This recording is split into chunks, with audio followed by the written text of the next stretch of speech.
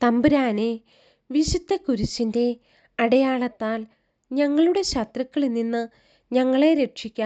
ഞങ്ങളുടെ തമ്പുരാനെ, പിതാവിൻ്റെയും പുത്രൻ്റെയും പരിശുദ്ധാത്മാവിൻ്റെയും നാമത്തിൽ ആമേൻ. ആദിമുതൽ ഉണ്ടായിരുന്നതും ഞങ്ങൾ കേട്ടതും സ്വന്തം കണ്ണുകൊണ്ട് കണ്ടതും സൂക്ഷിച്ചു വീക്ഷിച്ചതും കൈകൊണ്ട് സ്പർശിച്ചതുമായ ജീവൻ്റെ വചനത്തെപ്പറ്റി ഞങ്ങൾ അറിയിക്കുന്നു. വിശുദ്ധ യോഹന്നാൻ എഴുതിയ 1-ാം ലേഖനം 1-ാമത്തെ അധ്യായം 1-ാം തിരുവചനമാണ് നാം വായിച്ചു കേട്ടത്. ലേവ്യർ പുസ്തകം 12-ാം അധ്യായം. മാതാക്കളുടെ ശുദ്ധീകരണം. കർത്താവ് മോശയോട് അരുളിച്ചെയ്തു, ഇസ്രായേൽ ജനത്തോട് പറയുക, ഗർഭം ധരിച്ച് ആൺകുഞ്ഞിനെ പ്രസവിക്കുന്ന സ്ത്രീ ഋതുകാലത്തെന്ന പോലെ 7 ദിവസത്തേക്ക് അശുദ്ധയായിരിക്കും. 8-ാം ദിവസം കുട്ടിയെ പരിച്ഛേദനം ചെയ്യണം. പിന്നെ രക്തത്തിൽ നിന്നുള്ള ശുദ്ധീകരണത്തിനായി അവൾ 33 ദിവസം കാത്തിരിക്കണം. ശുദ്ധീകരണ ദിവസങ്ങൾ കഴിയുന്നതുവരെ വിശുദ്ധ വസ്തുക്കൾ സ്പർശിക്കുകയോ വിശുദ്ധ സ്ഥലത്ത് പ്രവേശിക്കുകയോ അരുത്. എന്നാൽ പെൺകുഞ്ഞിനെയാണ് പ്രസവിക്കുന്നതെങ്കിൽ ഋതുകാലത്തെന്ന പോലെ 2 ആഴ്ചത്തേക്ക് അവൾ അശുദ്ധയായിരിക്കും. രക്തത്തിൽ നിന്നുള്ള ശുദ്ധീകരണത്തിനായി 66 ദിവസം കാത്തിരിക്കണം. കുഞ്ഞ് ആണോ പെണ്ണോ ആകട്ടെ, ശുദ്ധീകരണത്തിൻ്റെ ദിനങ്ങൾ പൂർത്തിയാകുമ്പോൾ അവൾ കുഞ്ഞിനു വേണ്ടി 1 വയസ്സുള്ള ഒരു ആട്ടിൻകുട്ടിയെ ദഹനബലിക്കായും 1 ചെങ്ങാലിയെയോ പ്രാവിൻ കുഞ്ഞിനെയോ പാപപരിഹാര ബലിക്കായും സമാഗമ കൂടാരത്തിൻ്റെ വാതിൽക്കൽ പുരോഹിതൻ്റെ മുൻപിൽ കൊണ്ടുവരണം. അവൻ അവയെ കർത്താവിൻ്റെ സന്നിധിയിൽ അർപ്പിച്ച് അവൾക്കു വേണ്ടി പാപപരിഹാരം ചെയ്യണം. അപ്പോൾ രക്തസ്രാവത്തിൽ നിന്ന് അവൾ ശുദ്ധയാകും. ഇതാണ് ആൺകുഞ്ഞിനെയോ പെൺകുഞ്ഞിനെയോ പ്രസവിക്കുന്ന സ്ത്രീക്കുള്ള നിയമം. ആട്ടിൻകുട്ടിയെ സമർപ്പിക്കാൻ അവൾക്ക് കഴിവില്ലെങ്കിൽ 2 ചെങ്ങാലികളെയോ 2 പ്രാവിൻ കുഞ്ഞുങ്ങളെയോ കൊണ്ടുവരട്ടെ. ഒന്ന് ദഹനബലിക്കും മറ്റേത് പാപപരിഹാര ബലിക്കും. പുരോഹിതൻ അവൾക്ക് വേണ്ടി പാപപരിഹാരം ചെയ്യണം. അപ്പോൾ അവൾ ശുദ്ധയാകും. ലേവ്യർ പുസ്തകം 13-ാം അധ്യായം. ത്വഗ്രോഗങ്ങൾ. കർത്താവ് മോശയോടും അഹറോനോടും അരുളിച്ചെയ്തു, ഒരാളുടെ ശരീരത്തിൽ തടുപ്പോ പരുവോ പാണ്ടോ ഉണ്ടാവുകയും അത് കുഷ്ഠമായി തോന്നുകയും ചെയ്താൽ പുരോഹിതനായ അഹറോൻ്റെയോ അവൻ്റെ പുത്രന്മാരായ പുരോഹിതന്മാരിൽ ഒരുവൻ്റെയോ അടുക്കൽ അവനെ കൊണ്ടുപോകണം. പുരോഹിതൻ രോഗബാധിതമായ ശരീരഭാഗം പരിശോധിക്കണം. അവിടെയുള്ള രോമം വെളുത്തതും അവിടം ചുറ്റുമുള്ള ഭാഗത്തേക്കാൾ കുഴിഞ്ഞതുമാണെങ്കിൽ അത് കുഷ്ഠമാണ്. പരിശോധനയ്ക്ക് ശേഷം അവൻ അശുദ്ധനാണെന്ന് പുരോഹിതൻ പ്രഖ്യാപിക്കണം. എന്നാൽ ശരീരത്തിലെ പാണ്ട് വെളുത്തതെങ്കിലും ചുറ്റുമുള്ള ത്വക്കിനേക്കാൾ കുഴിഞ്ഞതോ അതിലുള്ള രോമം വെളുത്തതോ അല്ലെങ്കിൽ അവനെ 7 ദിവസത്തേക്ക് പരീക്ഷണാർത്ഥം മാറ്റി താമസിപ്പിക്കണം. 7-ാം ദിവസം പുരോഹിതൻ അവനെ പരിശോധിക്കണം. രോഗം ത്വക്കിൽ വ്യാപിക്കാതെ പൂർവസ്ഥിതിയിൽ തന്നെ നിൽക്കുന്നെങ്കിൽ 7 ദിവസത്തേക്ക് കൂടി മാറ്റി താമസിപ്പിക്കണം. 7-ാം ദിവസം പുരോഹിതൻ അവനെ വീണ്ടും പരിശോധിക്കണം. പാണ്ട് മങ്ങിയും ത്വക്കിൽ വ്യാപിക്കാതെയും കണ്ടാൽ അവൻ ശുദ്ധിയുള്ളവനെന്ന് പ്രഖ്യാപിക്കണം. അത് വെറുമൊരു പരുവാണ്. അവൻ തൻ്റെ വസ്ത്രങ്ങൾ കഴുകണം. അപ്പോൾ ശുദ്ധിയുള്ളവനാകും. പുരോഹിത സാക്ഷ്യത്തിനു ശേഷം പരു ശരീരത്തിൽ വ്യാപിക്കുന്നെങ്കിൽ അവൻ പുരോഹിതൻ്റെ അടുക്കൽ വീണ്ടും പോകണം. പരിശോധനയിൽ പരു ശരീരത്തിൽ വ്യാപിച്ചതായി കണ്ടാൽ അവൻ അശുദ്ധനെന്ന് പ്രഖ്യാപിക്കണം. അത് കുഷ്ഠമാണ്. കുഷ്ഠം ബാധിക്കുന്നവനെ പുരോഹിതൻ്റെ അടുക്കൽ കൊണ്ടുപോകണം. പുരോഹിതൻ അവനെ പരിശോധിക്കണം. ശരീരത്തിലെ തടുപ്പും ആ ഭാഗത്തെ രോമവും വെളുത്തിരിക്കുകയും അതിൽ ചലം നിറഞ്ഞിരിക്കുകയും ചെയ്താൽ അത് പഴകിയ കുഷ്ഠമാണ്. അവൻ അശുദ്ധനെന്ന് പ്രഖ്യാപിക്കണം. അവനെ പരീക്ഷണാർത്ഥം മാറ്റി താമസിപ്പിക്കേണ്ടതില്ല. തല മുതൽ കാലുവരെ കാണാവുന്ന ഭാഗത്തെല്ലാം കുഷ്ഠം വ്യാപിച്ചിട്ടുണ്ടെങ്കിൽ പുരോഹിതൻ അവനെ പരിശോധിക്കട്ടെ. കുഷ്ഠം അവൻ്റെ ശരീരത്തിലെല്ലായിടവും വ്യാപിച്ചിരിക്കുന്നെങ്കിൽ അവൻ ശുദ്ധിയുള്ളവനെന്ന് പ്രഖ്യാപിക്കണം. ദേഹമാസകലം വെളുത്തിരിക്കുന്നതിനാൽ അവൻ ശുദ്ധിയുള്ളവനാണ്. എന്നാൽ പരു പൊട്ടിയൊലിക്കാൻ തുടങ്ങുമ്പോൾ അവൻ അശുദ്ധനായിരിക്കും. പുരോഹിതൻ അവനെ വീണ്ടും പരിശോധിക്കണം. വ്രണം കാണപ്പെടുന്നെങ്കിൽ അവനെ അശുദ്ധനെന്ന് പ്രഖ്യാപിക്കണം. പഴുത്തു പൊട്ടിയ വ്രണം കുഷ്ഠരോഗത്തിന് തെളിവാണ്. അവൻ അശുദ്ധൻ തന്നെ. വ്രണം ഉണങ്ങുകയും അവിടുത്തെ തൊലി വെളുത്ത നിറമുള്ളതാകുകയും ചെയ്താൽ അവൻ വീണ്ടും പുരോഹിതനെ സമീപിക്കണം. പരിശോധനയിൽ വ്രണം ഉണങ്ങി തൊലി വെളുത്ത നിറം പ്രാപിച്ചിട്ടുണ്ടെങ്കിൽ അവനെ ശുദ്ധനെന്ന് പ്രഖ്യാപിക്കണം. അവൻ ശുദ്ധിയുള്ളവനാണ്. വ്രണമുണങ്ങിയതിനു ശേഷം തൽസ്ഥാനത്ത് വെളുത്ത തടുപ്പോ ചെമപ്പും വെളുപ്പും ചേർന്ന പാണ്ടോ ഉണ്ടായാൽ അത് പുരോഹിതനെ കാണിക്കണം. പരിശോധനയിൽ അവിടം ചുറ്റുമുള്ള ത്വക്കിനേക്കാൾ കുഴിഞ്ഞും ആ ഭാഗത്തെ രോമം വെളുത്തുമിരുന്നാൽ പുരോഹിതൻ അവനെ അശുദ്ധനെന്ന് പ്രഖ്യാപിക്കണം. അത് ആ വ്രണത്തിൽ നിന്നുണ്ടായ കുഷ്ഠരോഗമാണ്. എന്നാൽ രോമം വെളുക്കുകയോ ആ ഭാഗം ചുറ്റുമുള്ള ത്വക്കിനേക്കാൾ കുഴിയുകയോ ചെയ്യാതെ നിറം മങ്ങിയിരുന്നാൽ അവനെ പരീക്ഷണാർത്ഥം 7 ദിവസത്തേക്ക് മാറ്റി താമസിപ്പിക്കണം. പാണ്ട് ശരീരത്തിൽ വ്യാപിച്ചിട്ടുണ്ടെങ്കിൽ പുരോഹിതൻ അവനെ അശുദ്ധനെന്ന് പ്രഖ്യാപിക്കണം. അവൻ രോഗബാധിതനാണ്. എന്നാൽ ശരീരത്തിൽ വ്യാപിക്കാതെ പൂർവസ്ഥിതിയിൽ തുടരുന്നെങ്കിൽ അത് വ്രണത്തിൻ്റെ പാടു മാത്രമാണ്. പുരോഹിതൻ അവനെ ശുദ്ധനെന്ന് പ്രഖ്യാപിക്കണം. ശരീരത്തിൽ പൊള്ളലേൽക്കുകയും ആ ഭാഗത്തെ മാംസം വെളുത്തോ അരണ്ടു ചെമന്നോ ഇരിക്കുകയും ചെയ്താൽ പുരോഹിതൻ അത് പരിശോധിക്കണം. ആ ഭാഗത്തെ രോമം വെളുത്തും അവിടം ചുറ്റുമുള്ള ത്വക്കിനേക്കാൾ കുഴിഞ്ഞുമാണെങ്കിൽ അത് പൊള്ളലിൽ നിന്നുണ്ടായ കുഷ്ഠമാണ്. അവനെ അശുദ്ധനായി പ്രഖ്യാപിക്കണം. അത് കുഷ്ഠം തന്നെ. എന്നാൽ രോമം വെളുക്കുകയോ അവിടം ചുറ്റുമുള്ള ത്വക്കിനേക്കാൾ കുഴിയുകയോ ചെയ്യാതെ നിറം മങ്ങിയിരുന്നാൽ പുരോഹിതൻ അവനെ 7 ദിവസത്തേക്ക് പരീക്ഷണാർത്ഥം മാറ്റി താമസിപ്പിക്കണം. 7-ാം ദിവസം അവനെ പരിശോധിക്കണം. അത് ശരീരത്തിൽ വ്യാപിച്ചിട്ടുണ്ടെങ്കിൽ അവനെ അശുദ്ധനായി പ്രഖ്യാപിക്കണം. അത് കുഷ്ഠരോഗമാണ്. എന്നാൽ പാണ്ട് ശരീരത്തിൽ വ്യാപിക്കാതെ അതേ സ്ഥാനത്തു മാത്രം മങ്ങിയിരുന്നാൽ അത് പൊള്ളലിൽ നിന്നുണ്ടായ തടിപ്പാണ്. പുരോഹിതൻ അവനെ ശുദ്ധനായി പ്രഖ്യാപിക്കണം. ഒരു പുരുഷൻ്റെയോ സ്ത്രീയുടെയോ തലയിലോ താടിയിലോ വ്രണമുണ്ടായാൽ പുരോഹിതൻ അത് പരിശോധിക്കണം. അവിടം ചുറ്റുമുള്ള ത്വക്കിനേക്കാൾ കുഴിഞ്ഞതും അതിലെ രോമം നേർത്ത് മഞ്ഞ നിറത്തിലുള്ളതുമാണെങ്കിൽ അവനെ അശുദ്ധനായി പ്രഖ്യാപിക്കണം. അത് ചിരങ്ങാണ്. തലയിലെയോ താടിയിലെയോ കുഷ്ഠം. പുരോഹിതൻ ചിരങ്ങുള്ളിടം പരിശോധിക്കുമ്പോൾ അവിടം ചുറ്റുമുള്ള ത്വക്കിനേക്കാൾ കുഴിയാതെയും അതിൽ കറുത്ത രോമം ഇല്ലാതെയും കണ്ടാൽ അവനെ 7 ദിവസത്തേക്ക് പരീക്ഷണാർത്ഥം മാറ്റി താമസിപ്പിക്കണം. 7-ാം ദിവസം വീണ്ടും പരിശോധിക്കട്ടെ. ചിരങ്ങ് വ്യാപിക്കുകയും ത്വക്ക് കുഴിയുകയും രോമം മങ്ങിക്കുകയും ചെയ്തിട്ടില്ലെങ്കിൽ അവനെ ക്ഷൗരം ചെയ്യണം. ചിരങ്ങുള്ള ഭാഗം ക്ഷൗരം ചെയ്യരുത്. അവനെ 7 ദിവസത്തേക്ക് കൂടി പരീക്ഷണാർത്ഥം മാറ്റി താമസിപ്പിക്കണം. 7-ാം ദിവസം പരിശോധിക്കുമ്പോൾ ചിരങ്ങ് ത്വക്കിൽ വ്യാപിക്കുകയോ അവിടം കുഴിയുകയോ ചെയ്തിട്ടില്ലെങ്കിൽ അവനെ ശുദ്ധനായി പ്രഖ്യാപിക്കണം.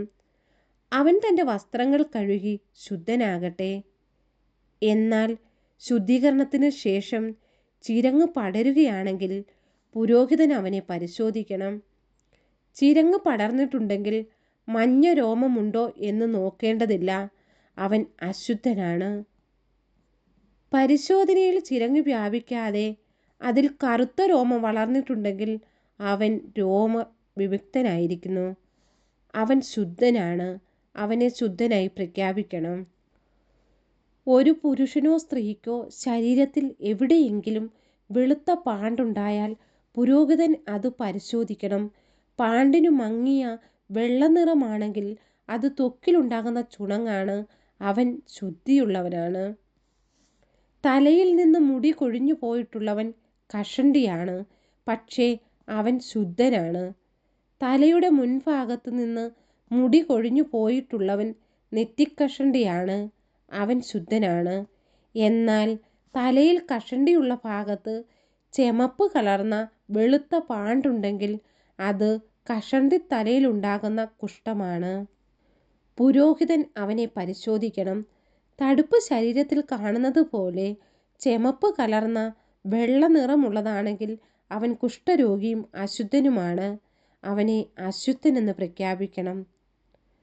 കുഷ്ഠമുള്ളവൻ കീറിയ വസ്ത്രം ധരിക്കുകയും മുടി ചീകാതിരിക്കുകയും മേൽചുണ്ട് തുണി കൊണ്ട് മറയ്ക്കുകയും അശുദ്ധൻ അശുദ്ധൻ എന്ന് വിളിച്ചു പറയുകയും വേണം. രോഗമുള്ള കാലമെല്ലാം അവൻ അശുദ്ധനാണ്. അവൻ പാളയത്തിനു വെളിയിൽ ഒരു പാർപ്പിടത്തിൽ ഏകനായി വസിക്കണം. വസ്ത്രശുദ്ധി. കമ്പിളി വസ്ത്രത്തിലോ ചണവസ്ത്രത്തിലോ അവയുടെ ഊടിലോ പാവിലോ തുകലിലോ തുകൽ വസ്തുക്കളിലോ പച്ചയോ ചെമപ്പോ ആയ കരിമ്പനുണ്ടെങ്കിൽ അത് വ്യാപിക്കുന്ന തരമാണ്. അത് പുരോഹിതനെ കാണിക്കണം. അവൻ അത് പരിശോധിച്ചതിന് ശേഷം 7 ദിവസത്തേക്ക് പരീക്ഷണാർത്ഥം അടച്ചു സൂക്ഷിക്കണം. 7-ാം ദിവസം അത് വീണ്ടും പരിശോധിക്കണം. കരിമ്പൻ വസ്ത്രത്തിൽ പടർന്നിട്ടുണ്ടെങ്കിൽ ഊടിലോ പാവിലോ തുകലിലോ തുകൽ കൊണ്ടുണ്ടാക്കിയ വസ്തുക്കളിലോ ആകട്ടെ അത് അശുദ്ധമാണ്. അത് കത്തിച്ചു കളയണം. അത് കമ്പിളിയുടെയോ ചണത്തിൻ്റെയോ ഊടിലോ പാവിലോ തുകൽ കൊണ്ടുണ്ടാക്കിയ ഏതെങ്കിലും വസ്തുവിലോ ആകട്ടെ അത് പടരുന്ന കരിമ്പനാണ്. അത് അഗ്നിയിൽ ദഹിപ്പിക്കണം. പുരോഹിതൻ പരിശോധിക്കുമ്പോൾ വസ്ത്രത്തിൻ്റെ ഊടിലോ പാവിലോ തുകൽ കൊണ്ടുണ്ടാക്കിയവയിലോ കരിമ്പൻ വ്യാപിച്ചിട്ടില്ലെങ്കിൽ അത് കഴുകിയെടുക്കാൻ കൽപ്പിക്കണം. അത് പരീക്ഷണാർത്ഥം 7 ദിവസത്തേക്ക് അടച്ചു സൂക്ഷിക്കണം. കഴുകിയതിന് ശേഷം പുരോഹിതൻ അത് പരിശോധിക്കണം. പാട് കണ്ടിടത്ത് നിറഭേദം സംഭവിച്ചിട്ടില്ലെങ്കിൽ കരിമ്പൻ വ്യാപിച്ചിട്ടില്ലെങ്കിൽ പോലും അത് അശുദ്ധമാണ്. കരിമ്പൻ വസ്ത്രത്തിൻ്റെ അകത്തോ പുറത്തോ ആകട്ടെ അത് അഗ്നിയിൽ ദഹിപ്പിക്കണം. എന്നാൽ കഴുകിയതിന് ശേഷമുള്ള പരിശോധനയിൽ നിറം മങ്ങിയിരിക്കുന്നതായി കണ്ടാൽ തുകലിൻ്റെയോ വസ്ത്രത്തിൻ്റെ ഊടിൻ്റെയോ പാവിൻ്റെയോ പ്രസ്തുത ഭാഗം കീറിക്കളയണം. വസ്ത്രത്തിൻ്റെ ഊടിലോ പാവിലോ തുകൽ വസ്തുക്കളിലോ അത് പിന്നെയും കാണുന്നെങ്കിൽ പാട് പടരുകയാണ്. ആ വസ്തു ദഹിപ്പിച്ചു കളയണം. എന്നാൽ കഴുകിയതിന് ശേഷം വസ്ത്രത്തിൻ്റെ ഊടിൽ നിന്നോ പാവിൽ നിന്നോ തുകൽ കൊണ്ടുണ്ടാക്കിയ വസ്തുവിൽ നിന്നോ അടയാളം പ്രത്യക്ഷമാകുന്നെങ്കിൽ വീണ്ടും കഴുകണം. അപ്പോൾ അത് ശുദ്ധമാകും. ഇതാണ് കമ്പിളി വസ്ത്രത്തിൻ്റെയോ ചണവസ്ത്രത്തിൻ്റെയോ ഊടിലോ പാവിലോ തുകൽ വസ്തുക്കളിലോ കരിമ്പൻ ഉണ്ടായാൽ അത് ശുദ്ധമോ അശുദ്ധമോ എന്ന് നിർണയിക്കുന്നതിനുള്ള നിയമം. ലേവ്യർ പുസ്തകം 14-ാം അധ്യായം. ത്വഗ്രോഗ ശുദ്ധീകരണം. കർത്താവ് മോശയോട് അരുളിച്ചെയ്തു, കുഷ്ഠരോഗിയുടെ ശുദ്ധീകരണ ദിനത്തിൽ അനുഷ്ഠിക്കേണ്ട നിയമം ഇതാണ്. അവനെ പുരോഹിതൻ്റെ അടുക്കൽ കൊണ്ടുവരണം. പുരോഹിതൻ പാളയത്തിന് പുറത്തുപോയി അവനെ പരിശോധിക്കണം. രോഗി സുഖം പ്രാപിച്ചെന്ന് കണ്ടാൽ ശുദ്ധിയുള്ള 2 പക്ഷികൾ, ദേവദാരു, ചെമന്ന നൂൽ, ഈസോപ്പ് ചെടി എന്നിവ കൊണ്ടുവരാൻ നിർദ്ദേശിക്കണം. ഒരു മൺപാത്രത്തിൽ ശുദ്ധമായ ഉറവ വെള്ളമെടുത്ത് പക്ഷികളിലൊന്നിനെ അതിനു മീതെ വെച്ച് കൊല്ലാൻ പുരോഹിതൻ കൽപ്പിക്കണം. ദേവദാരു, ചെമന്ന നൂൽ, ഈസോപ്പ് ചെടി എന്നിവ ജീവനുള്ള പക്ഷിയോടൊപ്പം ഉറവ വെള്ളത്തിന് മീതെ വെച്ച് കൊന്ന പക്ഷിയുടെ രക്തത്തിൽ മുക്കണം. പിന്നെ പുരോഹിതൻ ആ രക്തം കുഷ്ഠരോഗത്തിൽ നിന്ന് ശുദ്ധീകരിക്കപ്പെടേണ്ടവൻ്റെ മേൽ 7 പ്രാവശ്യം തളിക്കണം. അതിനുശേഷം അവനെ ശുദ്ധിയുള്ളവനായി പ്രഖ്യാപിക്കുകയും ജീവനുള്ള പക്ഷിയെ തുറസായ സ്ഥലത്തേക്ക് പറപ്പിച്ചു വിടുകയും വേണം.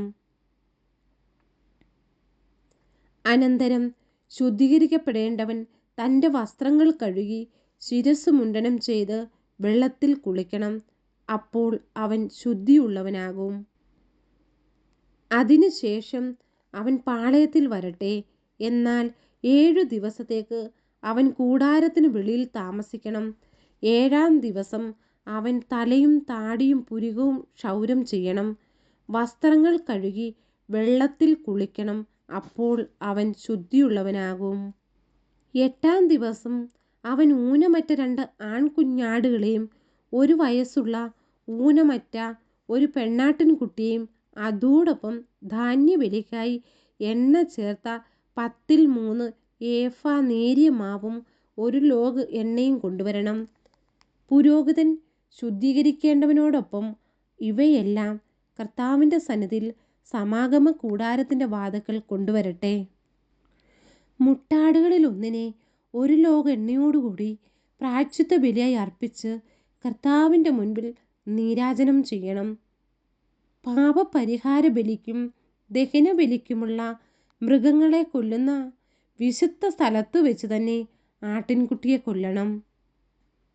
പാപപരിഹാര ബലിക്കുള്ള മൃഗത്തെ പോലെ പ്രായശ്ചിത്ത ബലിക്കുള്ള മൃഗവും പുരോഹിതനുള്ളതാണ്.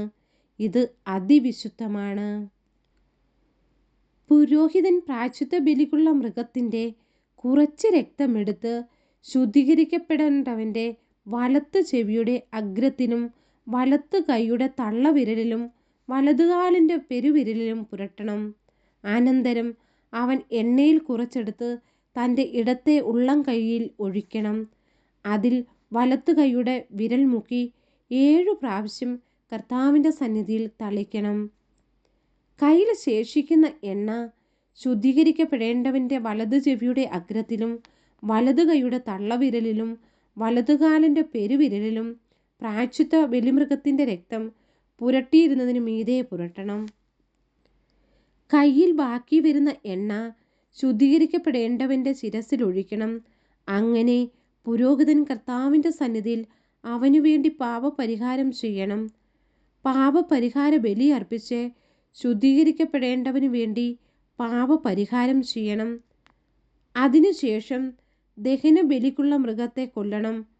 പുരോഹിതൻ ബലിപീഠത്തിൽ ദഹനബലിയും ധാന്യബലിയും അർപ്പിച്ച് അവനു വേണ്ടി പാപപരിഹാരം ചെയ്യുമ്പോൾ അവൻ ശുദ്ധനാകും. എന്നാൽ അവൻ ദരിദ്രനും അത്രയും കൊടുക്കാൻ കഴിവില്ലാത്തവനുമാണെങ്കിൽ തൻ്റെ പാപപരിഹാരത്തിന് വേണ്ടി പ്രായശ്ചിത്ത ബലിയായി നീരാജനം ചെയ്യാൻ 1 മുട്ടാടിനെയും ധാന്യബലിക്ക് എണ്ണ ചേർത്ത 10-1 ഏഫ നേരിയ മാവും 1 ലോഗ് എണ്ണയും കൊണ്ടുവരണം. കൂടാതെ അവൻ കഴിവനുസരിച്ച് പാപപരിഹാര ബലിക്കും ദഹനബലിക്കും 1 വീതം 2 ചെങ്ങാലികളെയോ 2 പ്രാവിൻ കുഞ്ഞുങ്ങളെയോ കൊണ്ടുവരട്ടെ. അവൻ തൻ്റെ ശുദ്ധീകരണത്തിനായി ഇവയെല്ലാം 8-ാം ദിവസം കർത്താവിൻ്റെ സന്നിധിയിൽ സമാഗമ കൂടാരത്തിൻ്റെ വാതിൽക്കൽ പുരോഹിതൻ്റെ മുൻപിൽ കൊണ്ടുവരണം.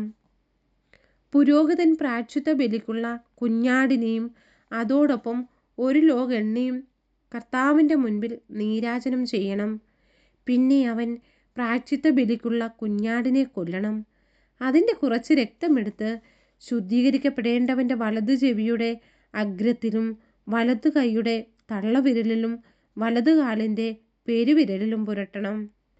അതിനുശേഷം പുരോഹിതൻ കുറച്ച് എണ്ണ തൻ്റെ ഇടത്തെ ഉള്ളം കൈയിൽ എടുക്കണം. അതിൽ വലതു കൈയുടെ വിരൽ മുക്കി 7 പ്രാവശ്യം കർത്താവിൻ്റെ സന്നിധിയിൽ തളിക്കണം. കയ്യിൽ ബാക്കിയുള്ള എണ്ണയിൽ കുറച്ചെടുത്ത് ശുദ്ധീകരിക്കപ്പെടേണ്ടവൻ്റെ വലതു ചെവിയുടെ അഗ്രത്തിലും വലതു കൈയുടെ തള്ളവിരലിലും വലതു കാലിൻ്റെ പെരുവിരലിലും പ്രായശ്ചിത്ത ബലിയുടെ രക്തം പുരട്ടിയ ഭാഗത്ത് പുരട്ടണം. ശേഷിക്കുന്ന എണ്ണ ശുദ്ധീകരിക്കപ്പെടേണ്ടവൻ്റെ പാപങ്ങളുടെ പരിഹാരത്തിനായി കർത്താവിൻ്റെ സന്നിധിയിൽ വെച്ചു അവൻ്റെ തലയിൽ ഒഴിക്കണം. പിന്നെ ശുദ്ധീകരിക്കപ്പെടേണ്ടവൻ്റെ കഴിവനുസരിച്ച് കൊണ്ടുവന്ന ചെങ്ങാലികളെയോ പ്രാവിൻ കുഞ്ഞുങ്ങളെയോ 1 പാപപരിഹാര ബലിക്കും മറ്റേത് ദഹനബലിക്കുമായി ധാന്യബലിയോടുകൂടി കാഴ്ചവെക്കണം. അങ്ങനെ ശുദ്ധീകരിക്കപ്പെടേണ്ടവന് വേണ്ടി കർത്താവിൻ്റെ മുൻപിൽ പുരോഹിതൻ പാപപരിഹാരം ചെയ്യണം. ഇത് ശുദ്ധീകരണത്തിന് ആവശ്യമായ കാഴ്ചകൾ നൽകാൻ കഴിവില്ലാത്ത കുഷ്ഠരോഗികൾക്ക് വേണ്ടിയുള്ള നിയമമാണ്. ഭവന ശുദ്ധീകരണം. കർത്താവ് മോശയോടും അഹ്റോനോടും അരുളിച്ചെയ്തു, ഞാൻ നിങ്ങൾക്ക് അവകാശമായി നൽകുന്ന കാനാൻ ദേശത്ത് നിങ്ങൾ പ്രവേശിക്കുമ്പോൾ അവിടെ നിങ്ങളുടെ ഒരു വീടിന് ഞാൻ പൂപ്പൽ വരുത്തിയാൽ വീട്ടുടമസ്ഥൻ വന്ന് പുരോഹിതനോട് തൻ്റെ വീടിന് ഏതോ രോഗബാധയുള്ളതായി തോന്നുന്നു എന്ന് പറയണം.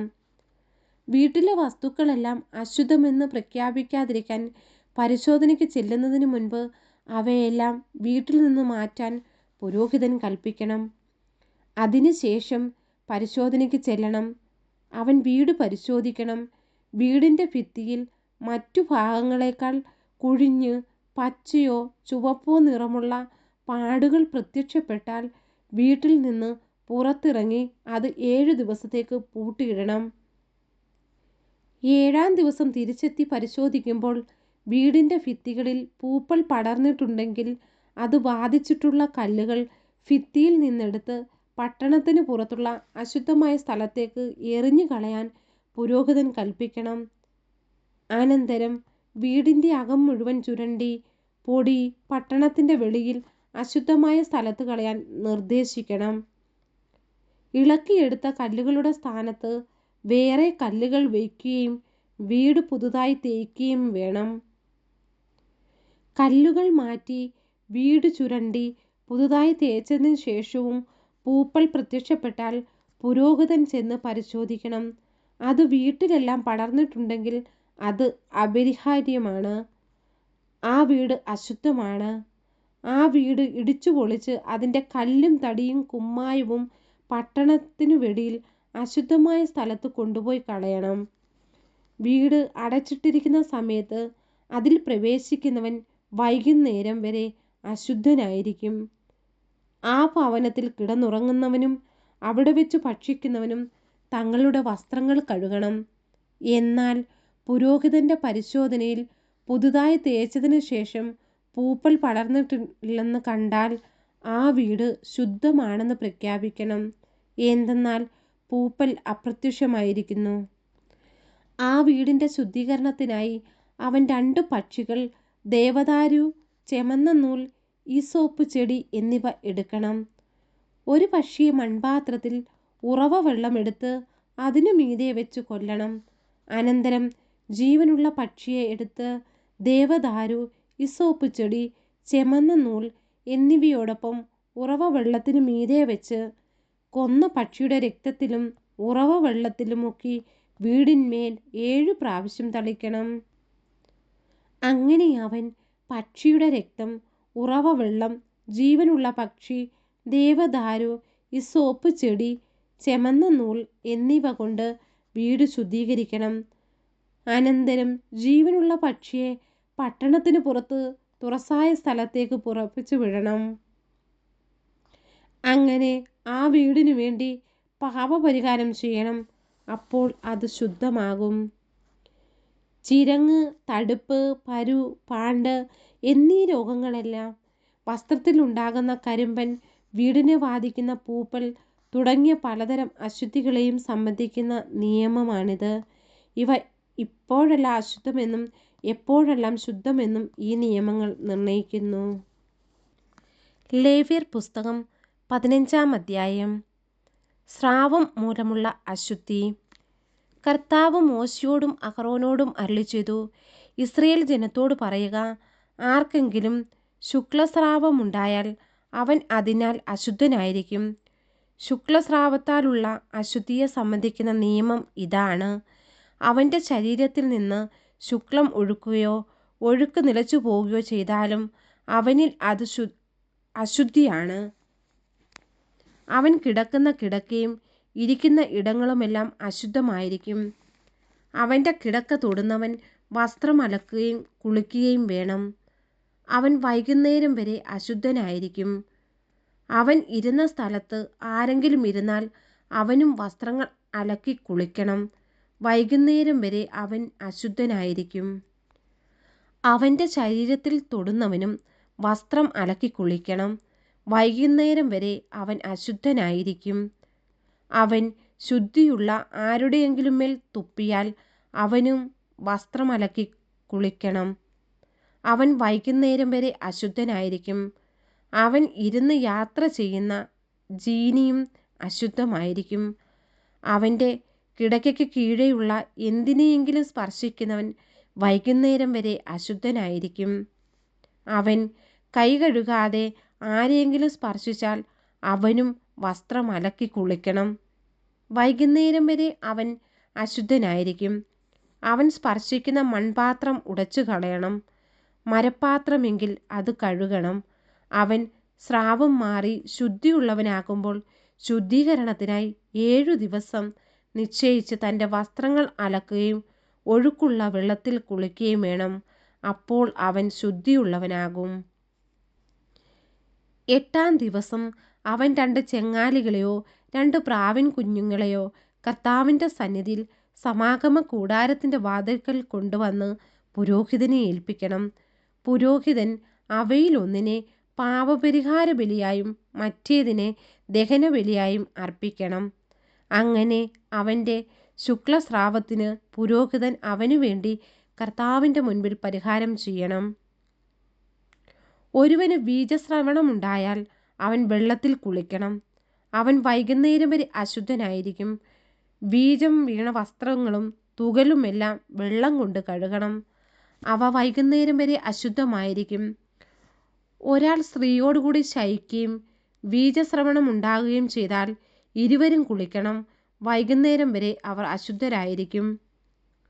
സ്ത്രീക്ക് മാസമുറ അനുസരിച്ച് രക്തസ്രാവമുണ്ടായാൽ 7 ദിവസത്തേക്ക് അവൾ അശുദ്ധയായിരിക്കും. അവളെ സ്പർശിക്കുന്നവരെല്ലാം വൈകുന്നേരം വരെ അശുദ്ധരായിരിക്കും. അശുദ്ധിയുടെ ദിനങ്ങളിൽ കിടക്കാനോ ഇരിക്കാനോ അവൾ ഉപയോഗിക്കുന്ന വസ്തുക്കളെല്ലാം അശുദ്ധമായിരിക്കും. ആരെങ്കിലും അവളുടെ കിടക്കയെ സ്പർശിച്ചാൽ അവൻ തൻ്റെ വസ്ത്രങ്ങൾ അലക്കി കുളിക്കണം. വൈകുന്നേരം വരെ അവൻ അശുദ്ധനായിരിക്കും. അവൾ ഇരുന്ന എന്തിലെങ്കിലും സ്പർശിക്കുന്നവൻ തൻ്റെ വസ്ത്രങ്ങൾ അലക്കി കുളിക്കണം. അവൻ വൈകുന്നേരം വരെ അശുദ്ധനായിരിക്കും. അവളുടെ കിടക്കയിലോ ഇരിപ്പിടങ്ങളിലോ തൊടുന്നവൻ വൈകുന്നേരം വരെ അശുദ്ധനായിരിക്കും. ആരെങ്കിലും അവളോടുകൂടെ ശയിച്ചാൽ അവളുടെ അശുദ്ധി അവനിലും ഉണ്ടാവുകയും അവൻ 7 ദിവസത്തേക്ക് അശുദ്ധനായിരിക്കുകയും ചെയ്യും. അവൻ കിടക്കുന്ന ഏത് കിടക്കയും അശുദ്ധമാകും. സ്ത്രീക്ക് ഋതുകാലത്തല്ലാതെ വളരെ ദിവസത്തേക്ക് രക്തസ്രാവമുണ്ടാകുകയോ അശുദ്ധിയുടെ ദിവസങ്ങൾ കഴിഞ്ഞിട്ടും രക്തസ്രാവം നീണ്ടു നിൽക്കുകയോ ചെയ്താൽ ഋതുകാലത്തെന്ന പോലെ ആ ദിവസങ്ങളിലെല്ലാം അവൾ അശുദ്ധിയായിരിക്കും. രക്തസ്രാവമുള്ള ദിവസങ്ങളിൽ അവൾ കിടക്കുന്ന കിടക്കയെല്ലാം ഋതുകാലത്തിലെന്ന പോലെ അശുദ്ധമായിരിക്കും. അവൾ ഇരിക്കുന്നിടമെല്ലാം ഋതുകാലത്തെന്ന പോലെ അശുദ്ധമായിരിക്കും. ഇവ സ്പർശിക്കുന്നവൻ അശുദ്ധനായിരിക്കും. അവൻ തൻ്റെ വസ്ത്രങ്ങൾ അലക്കി കുളിക്കണം. വൈകുന്നേരം വരെ അവൻ അശുദ്ധനായിരിക്കും. രക്തസ്രാവം മാറിയാൽ 7 ദിവസത്തേക്ക് കൂടി അവൾ കാത്തിരിക്കണം. അതിനുശേഷം അവൾ ശുദ്ധിയുള്ളവളായിരിക്കും.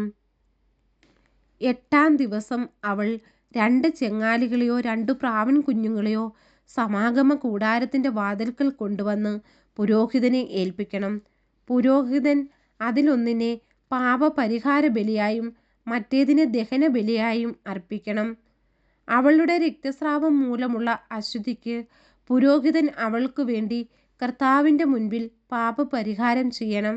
ഇങ്ങനെ ഇസ്രായേൽ ജനങ്ങളുടെ ഇടയിലുള്ള എൻ്റെ കൂടാരം അശുദ്ധമാക്കി തങ്ങളുടെ അശുദ്ധിയിൽ അവർ മരിക്കാതിരിക്കേണ്ടതിന് നീ അവരെ അശുദ്ധിയിൽ നിന്ന് അകറ്റണം. ശുക്ലസ്രാവമോ ബീജസ്രാവമോ മൂലം അശുദ്ധരാകുന്നവർക്കുള്ള നിയമമാണിത്. മാസമുറ മൂലം അശുദ്ധിയായവൾക്കും സ്രാവമുള്ള പുരുഷനും സ്ത്രീക്കും അശുദ്ധിയായ സ്ത്രീയോടുകൂടെ ശയിക്കുന്നവനുമുള്ള നിയമം ഇതാണ്. നമ്മുടെ കർത്താവായ മിശിഹായ്ക്ക് സ്തുതി. പിതാവിനും പുത്രനും പരിശുദ്ധാത്മാവിനും സ്തുതി. ആദിയിലെ പോലെ ഇപ്പോഴും എപ്പോഴും എന്നേക്കും ആമേൻ. സ്വർഗസ്ഥനായ ഞങ്ങളുടെ പിതാവേ, അങ്ങയുടെ നാമം പൂജിതമാണമേ. അങ്ങയുടെ രാജ്യം വരണമേ. അങ്ങയുടെ തിരുമനസ്സ് സ്വർഗത്തിലെ പോലെ ഭൂമിയിലുമാകണമേ. അന്നന്ന് വേണ്ടുന്ന ആഹാരം ഇന്ന് ഞങ്ങൾക്ക് തരണമേ. ഞങ്ങളോട് തെറ്റ് ചെയ്യുന്നവരോട് ഞങ്ങൾ ക്ഷമിച്ചിരിക്കുന്നത് പോലെ ഞങ്ങളുടെ തെറ്റുകൾ ഞങ്ങളോട് ക്ഷമിക്കണമേ. ഞങ്ങൾ പ്രലോഭനത്തിൽ വീഴാനിടയാകരുതേ. ദുഷ്ടാരൂപിയിൽ നിന്ന് ഞങ്ങളെ രക്ഷിക്കണമേ. നന്മ നിറഞ്ഞ മറിയമേ സ്വസ്തി, കർത്താവ് അങ്ങയുടെ കൂടെ സ്ത്രീകളിൽ അങ്ങ് അനുഗ്രഹിക്കപ്പെട്ടവളാവുന്നു. അങ്ങയുടെ ഉദരത്തിൻ ഫലമായി ഈശോ അനുഗ്രഹിക്കപ്പെട്ടവനാവുന്നു. പരിശുദ്ധ മറിയമേ തമ്പുരാൻ്റെ അമ്മേ, പാപികളായ ഞങ്ങൾക്ക് വേണ്ടി ഇപ്പോഴും ഞങ്ങളുടെ മരണസമയത്തും തമ്പുരാനോട് അപേക്ഷിച്ചു കൊള്ളണമേ. ആമേൻ.